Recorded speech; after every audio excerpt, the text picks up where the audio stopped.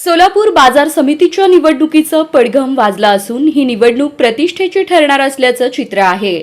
भाजपने दिलीप माने यांना शह देण्यासाठी कंबर कसली असून सचिन कल्याण शेट्टी यांच्या नेतृत्वाखाली निवडणुकीची धुरा सोपवली आहे। कल्याण शेट्टी यांनी या निवडणुकीत सर्वपक्षीय आघाडी करण्याचा निर्णय घेतला आहे। त्यांनी सुरेश हसापुरे, राजशेखर शिवदारे आणि बाळासाहेब शेळके यांना आपल्या गटात सामील करून घेतला आहे। भाजपच्या वरिष्ठांनी या निवडणुकीत विजय मिळवण्यासाठी आमदार सुभाष देशमुख आणि आमदार विजयकुमार देशमुख यांना जबाबदारी दिली असल्याच्या चर्चा आहेत। पण विजयकुमार देशमुख यांनी थेट निवडणूक लढवण्यास नकार दिला आहे।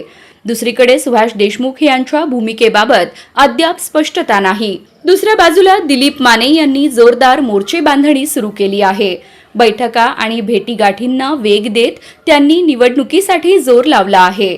बाजार समितीत त्यांचं मोठं वजन असून अनेक सोसायट्यांवर त्यांचं वर्चस्व आहे। त्याच्या बळावर त्यांनी भाजपसमोर कडवं आव्हान उभं केलं आहे। भाजपच्या गटात नेत्यांची फौज असली तरी माने एकटे असूनही आक्रमक लढत देत आहेत। त्यामुळे ही निवडणूक अत्यंत चुरशीची ठरणार आहे। एकीकडे भाजपच्या आघाडीचा विस्तार होत असताना दुसरीकडे माने यांच्या रणनीतीमुळे भाजपची वाट सोपी राहणार नाही हे निश्चित आहे। आता या लढतीत कोण बाजी मारणार याकडे सर्वांचं लक्ष लागलं आहे।